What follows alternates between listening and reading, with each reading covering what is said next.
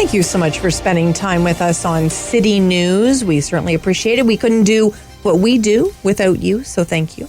I know a lot of people are thinking about back to school and all of the things that we think about, whether it be school buses, and we're thinking about backpacks and lunches and the routine of heading back to the classroom. It can cause a lot of stress, a lot of anxiety. That transition can be challenging for both students and parents. We wanted today to speak with Lilly White, author and spiritual leader. Hi, Lilly. Oh, hi, Sam. Nice to meet you. It's a pleasure to meet you as well. And as I mentioned, Lilly, this is really a time where it can cause a lot of anxiety in families. Do you have any advice for us, Lilly? Well, thank you for asking. Getting back to that sense of normality is going to be tough for everybody.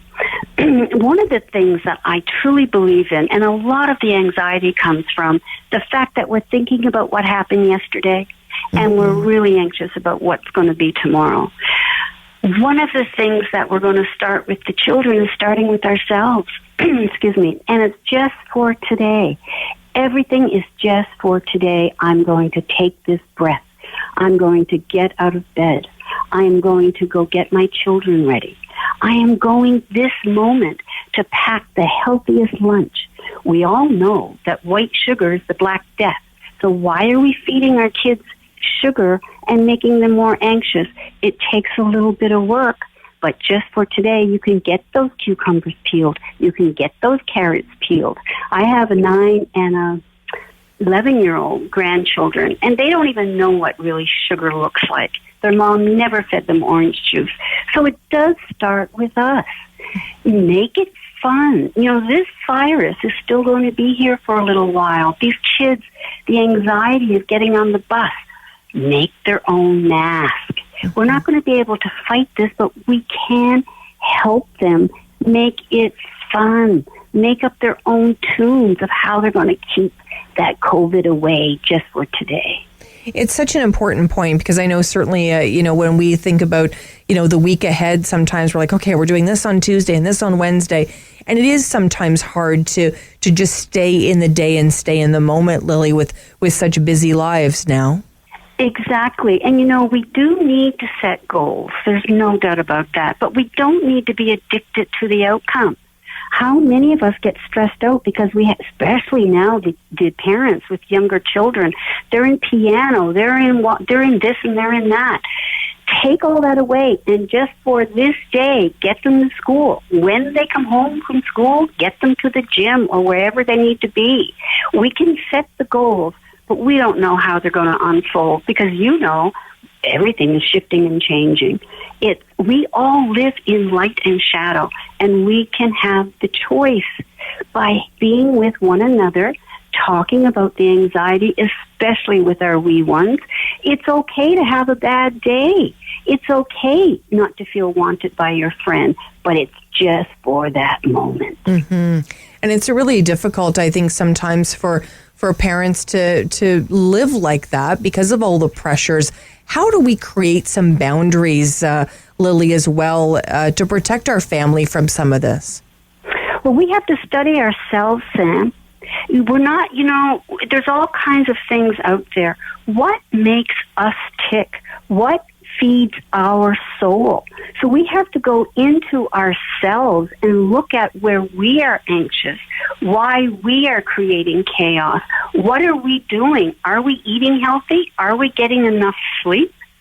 Are we doing what is needed day to day? What are our boundaries? Are we going to worry about what other people think? That is the greatest lesson we can give our wee ones, is how special they are because they come from love. They don't need anybody else's okay to be me. Teach that to your child. Put that boundary, that it's great just to be me, just for today. And Lilly, I know you've written a number of books as well, and one of them sort of outlines 365 days of help. But walk us through why sort of that approach is one that's positive for you. Well, it's interesting. interesting how that book came about. Some of you may know, that I studied with Carolyn Mace, MYSS, for a number of years. And Carolyn introduced me to this wonderful saint. And I mean, yes, I'm a Catholic, but I'm not overly religious. But there's this wonderful woman who lived in the 15th century, Saint Teresa of Avila. And her statue is actually in Rome by Bodini, I believe it is. I cannot pronounce his name correctly. But she's in this state of existence of total giving herself over to something greater than herself. And that changed me. That moment in time when I saw that statue, I thought, from this moment on, I am going to choose to live my life day to day and be in harmony and hand myself over to the existence of whatever is. Mm-hmm. So if I'm having a bad day, if something is happening, I can choose to just let it go, be in unison, be in the dance of it. So when I was writing this book, I actually wish I had to call it 365 Ways to Let Spirit Have You. Because every prayer is a prayer of, I might be just doing the kitchen dishes, but I'm in the moment of that. Right. I might be burying my child, which I have, but I'm in the moment of that. I am not in the moment of, what am I going to do next, and why do I feel this way? This conversation we're having is joyful because we're in the moment of what is. We have got to stop what I call, and what I'm teaching my grandkids, and they are in turn teaching me, we're not time travelers. We don't need to travel through time. Be here now and breathe through it.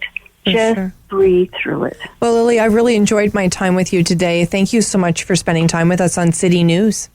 Well, thank you for the invitation, and I hope to meet you in person one day. I look forward to it. Thank you so much, Lilly. We look forward to that. And